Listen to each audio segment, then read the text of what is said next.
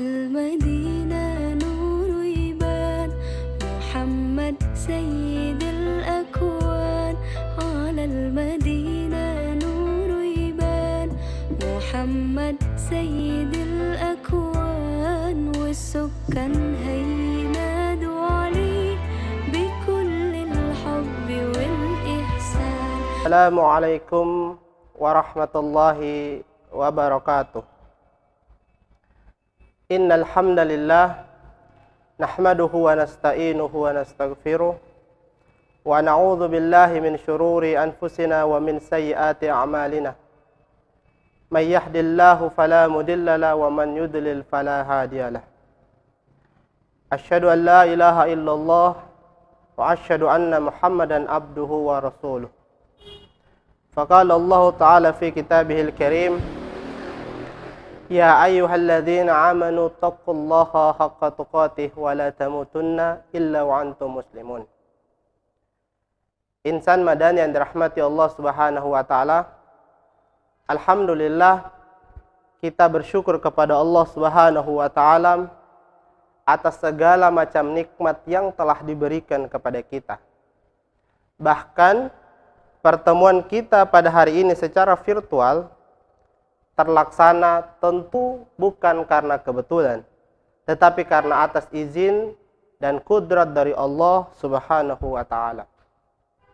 Maka di dalam salah satu ayat di dalam Al-Qur'anul Karim, Allah Subhanahu wa taala berfirman, "Wa in ta'uddu ni'matallahi la tuhsuha."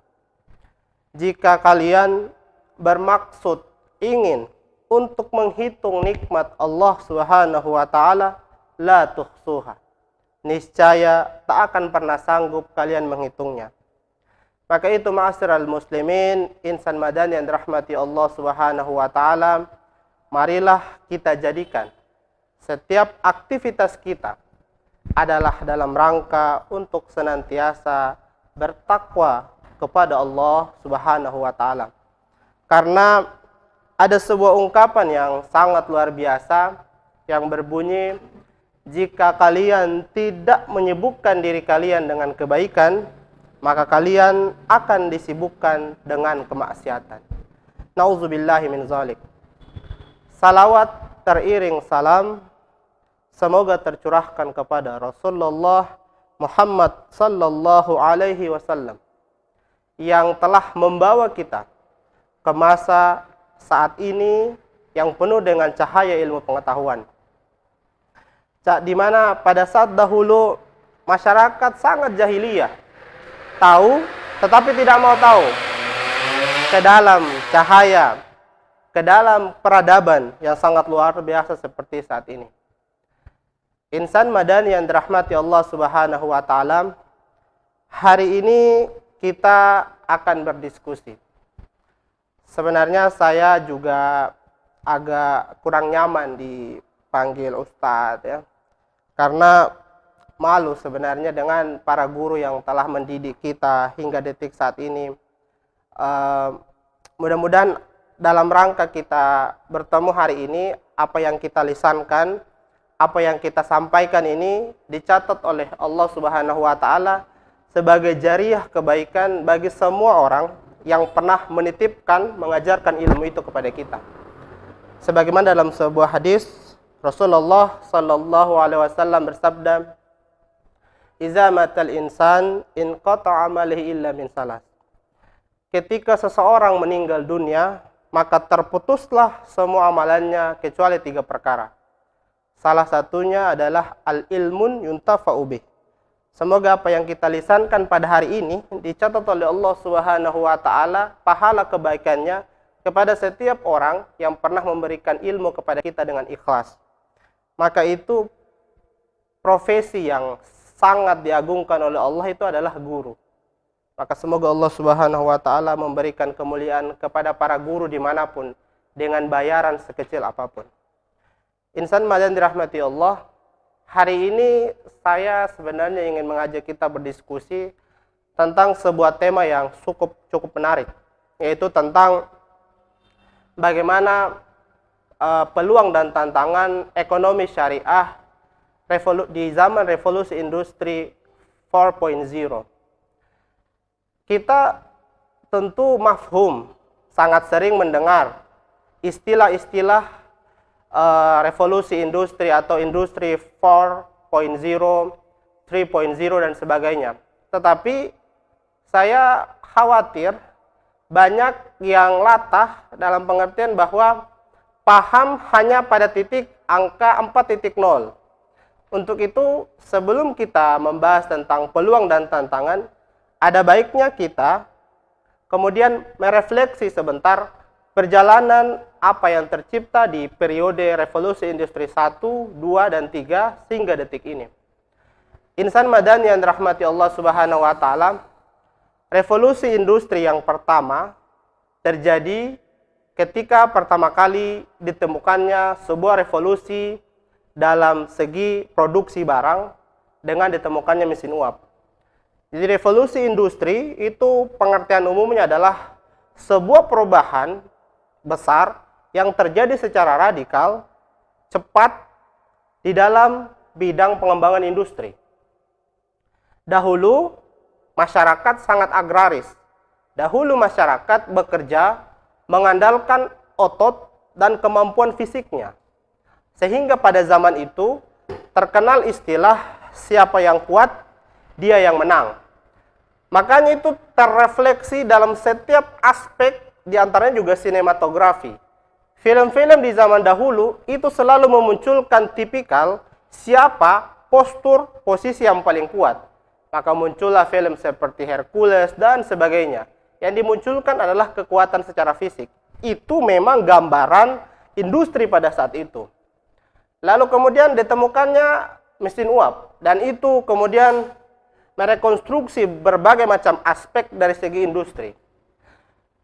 Kemudian efek terburuk atau efek negatif dari revolusi industri itu adalah akan banyak bagian-bagian kerja yang dahulu sangat dibutuhkan, kemudian terdistorsi sehingga tidak lagi dibutuhkan pada revolusi yang berikutnya.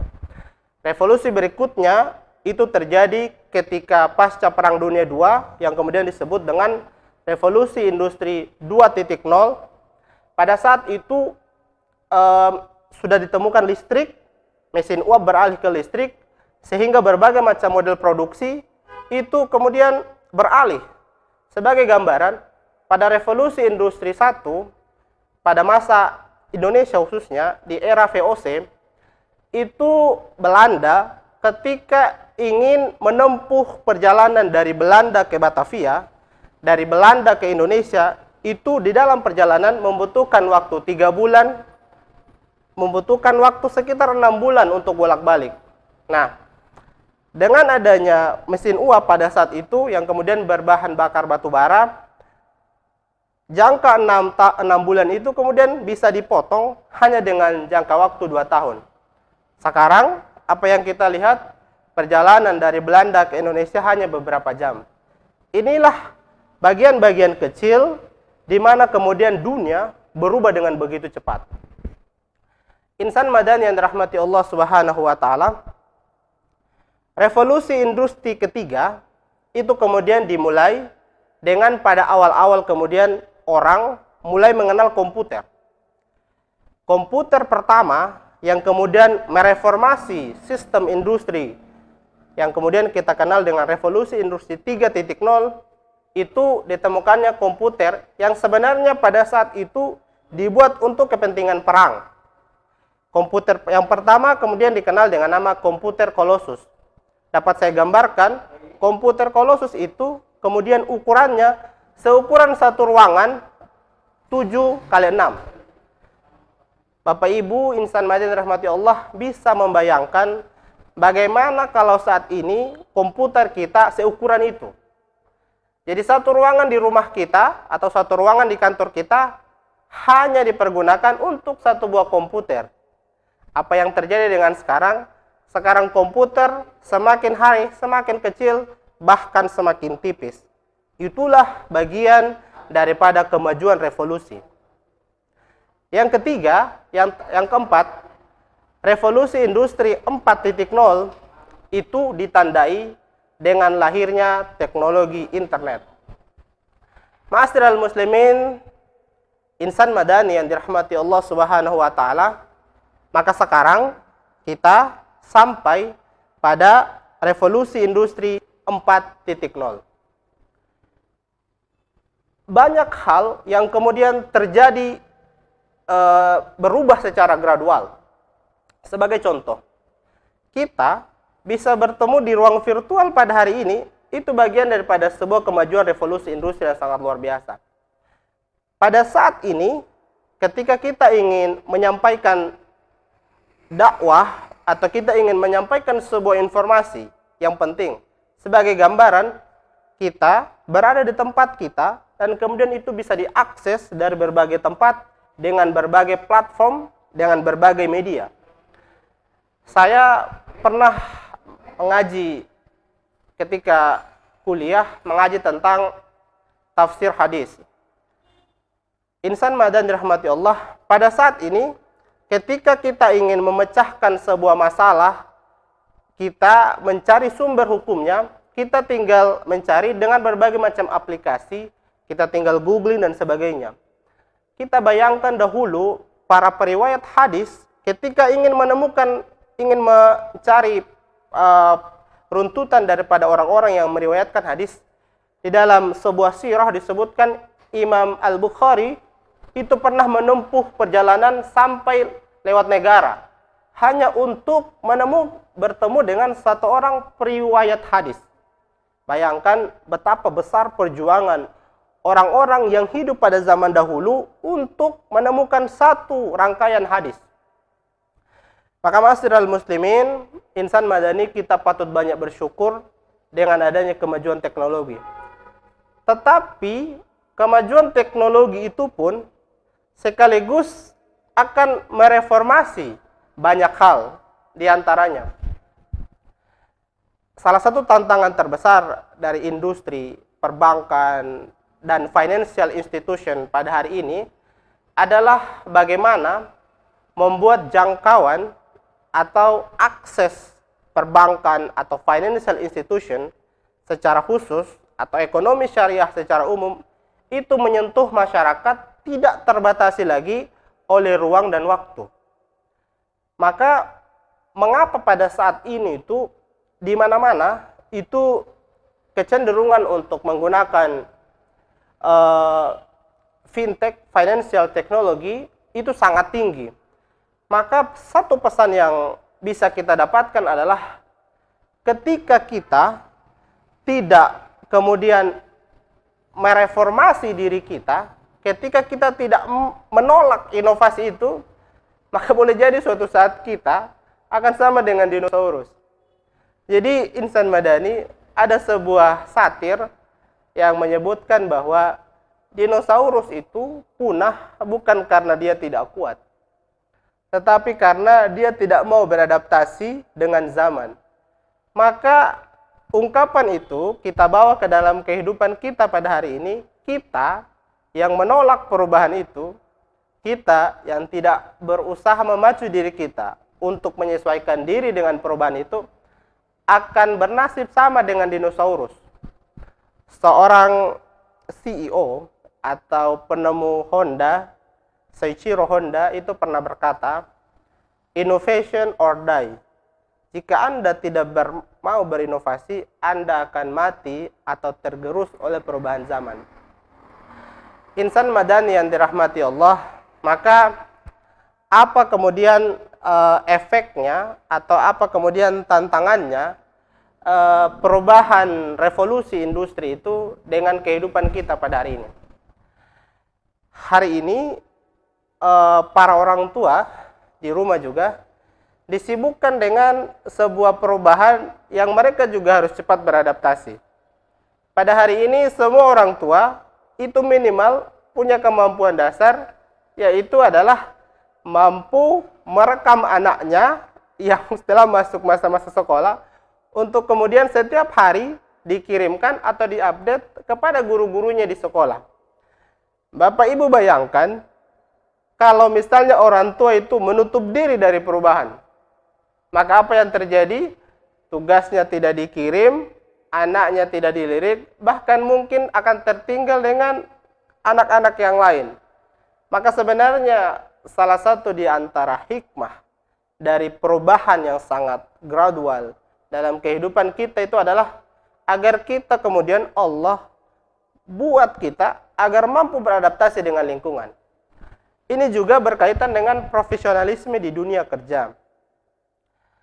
Insan madani rahmati Allah Subhanahu wa taala, salah satu kritik juga kepada institusi pendidikan kita, baik itu mulai jenjang SD sampai jenjang perguruan tinggi adalah secara pribadi saya melihat kita, anak-anak kita, bahkan para mahasiswa kita itu dididik untuk kemudian paham tentang teori tapi tidak kuat di aplikatif. Akhirnya apa? Ketika memasuki dunia kerja, ketika memasuki dunia profesional, banyak kemudian para lulusan yang kaget. Ternyata dunia profesional seperti ini. Itu yang kemudian dalam psikologi disebut dengan psikologi shock atau kekagetan ketika yang kemudian apa yang dipelajari agak berbeda dengan apa yang kemudian terjadi. Untuk itu insan madani yang dirahmati Allah, perubahan itu pasti akan selalu ada. Dan salah satu kelebihan secara fitrah sunnatullah yang dimiliki oleh manusia adalah manusia merupakan makhluk yang paling cepat mampu beradaptasi dengan lingkungan di mana dia berada. Maka itu tidak heran kemudian ketika kita melihat ada orang yang tidak dibesarkan di situ, tapi mampu beradaptasi dan sukses di lingkungan itu. Sebagai contoh, insan madani, salah satu hal yang sangat bersisi positif dari revolusi industri itu adalah orang kemudian, jadi kesuksesan seseorang itu saya kemudian membaginya menjadi dua. Jadi kesuksesan seseorang itu terbagi menjadi dua. Yang pertama adalah by nasab, yang kedua by nasib. Ada orang yang memang secara nasab dilahirkan dari keluarga yang kaya, mewarisi harta yang banyak, dari keluarga yang terpandang, berpendidikan tinggi, dan mudah bagi mereka untuk mewarisi apa yang ditinggalkan oleh keluarganya. Itu orang yang sukses dan kaya by nasab. Ada juga tipe yang kedua, orang yang kemudian sukses by nasib. Apa itu sukses by nasib? Orang yang sukses karena nasibnya itu kemudian diperjuangkan dengan kerja keras, kerja cerdas, sehingga mencapai satu titik kesuksesan tertentu. Tetapi ada juga model kesuksesan yang ketiga yang ingin saya sampaikan. Itu namanya kesuksesan by design. Kesuksesan by design itu adalah sukses yang merupakan kombinasi dari kesuksesan by nasab dan kesuksesan by nasib. Nah, itulah yang kemudian bagian daripada ikhtiar kita, apalagi di dunia yang sudah tidak terbatasi lagi seperti pada saat ini. Sebagai contoh, ada seorang anak muda di daerah pedalaman India yang kemudian tidak sempat mengenyam pendidikan formal. Tetapi saat ini menjadi triliuner terkaya nomor 2 di dunia. Dialah pemilik Oyo Hotel. Oyo Hotel itu adalah sebuah sistem yang kemudian memudahkan orang mencari hotel melalui aplikasi, melalui sistem digital. Jadi orang tidak punya hotel. Orang tidak punya hotel, tidak harus membayar gaji pegawai, tidak harus kemudian mengeluarkan financial cost untuk biaya-biaya yang lain, tapi mampu menghasilkan keuntungan, mampu membuka lapangan usaha, mampu membuat dirinya menjadi triliuner termuda kedua di dunia setelah Mark Zuckerberg. Itulah yang kemudian membuat orang itu termotivasi bahwa dengan perubahan seperti pada saat ini, itu tidak lagi membuat seseorang itu terbatasi oleh nasab atau nasib. Maka sebenarnya yang harus dibangun juga di era revolusi industri 4.1 ini adalah mental. Jadi mental, jadi pernah saya membaca sebuah buku tentang bagaimana pribadi Rasulullah. Ditulis di situ bahwa kita boleh lahir dari keluarga yang miskin. Karena kita dilahirkan dari keluarga yang seperti apa, itu tidak bisa kita pilih. Tidak bisa kemudian ketika kita lahir, kita komplain, ya Allah, saya tidak mau lahir dari keluarga yang ini. Saya mau lahir dari keluarga yang ini. Tidak bisa. Itu bagian daripada fitrah kehidupan. Kita tidak bisa memilih lahir dari keluarga seperti apa. Tetapi kita bisa menentukan hidup kita seperti apa, dimulai dari hari ini dan ke masa depan. Untuk itulah insan madan dirahmati Allah Subhanahu wa taala. Sebenarnya diskursus tentang revolusi industri ini spektrumnya sangat luas. Menyentuh berbagai macam aspek kehidupan. Satu yang pasti yang sekiranya bisa merangkum daripada apa yang kemudian menjadi starting point daripada pembahasan kita adalah setiap terjadi revolusi akan menyebabkan perubahan di berbagai bidang. Perubahan ekonomi, perubahan politik, bahkan perubahan budaya. Maka orang yang tidak punya pegangan hidup yang jelas, orang yang kemudian tidak punya semangat yang jelas dalam kehidupannya, dia akan terombang-ambing di setiap perubahan itu. Maka itu insan madan dirahmati Allah Subhanahu wa taala, sehebat apapun perubahan di dalam kehidupan kita, jika kita punya visi dan visi kehidupan yang jelas, maka insya Allah sekuat apapun perubahan itu, kita akan seperti ikan asin. Seperti ikan yang hidup di lautan, tetapi dagingnya tidak asin, maksud saya. Maka itu insan madan dirahmati Allah Subhanahu wa taala. Mudah-mudahan kita menjadi pribadi, menjadi orang yang mampu merespon dengan positif setiap perubahan yang terjadi dalam kehidupan kita. Karena perubahan itu merupakan bagian dari sunnatullah kehidupan. Perubahan itu akan terus ada seiring dengan perkembangan zaman dan kehidupan setiap insan manusia sampai kiamat. Kira-kira itu yang menjadi catatan penting kita pada saat ini.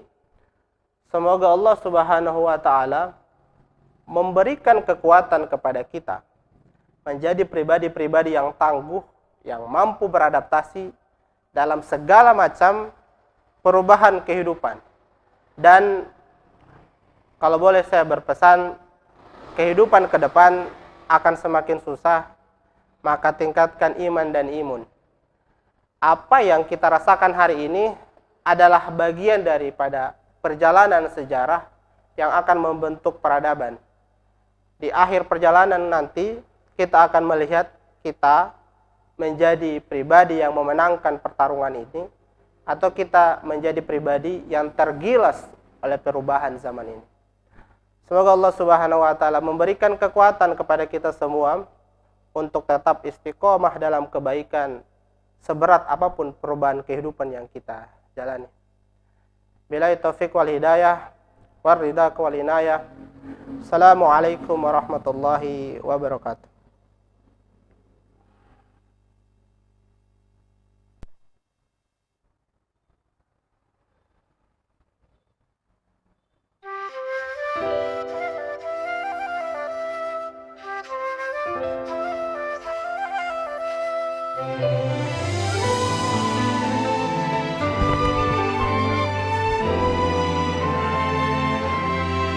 على المدينة نور يبان محمد سيد الأكوان على المدينة نور يبان محمد سيد الأكوان والسكان هينادوا عليه بكل الحب والإحسان على المدينة نور يبان محمد سيد الأكوان على المدينة نور يبان محمد سيد